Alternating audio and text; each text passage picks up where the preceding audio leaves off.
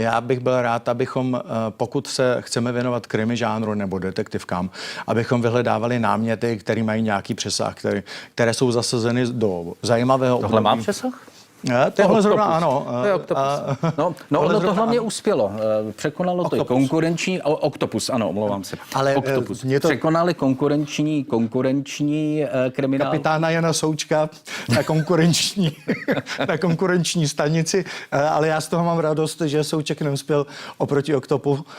Každopádně ano, tohle to mi přijde jako cyklus se zajímavým způsobem zpracování, což je ta další přidaná hodnota, protože jedna věc je námět toho krimi příběhu, druhá věc je, jak jsou postaveny ty postavy a rozehrány ty příběhy mezi nimi.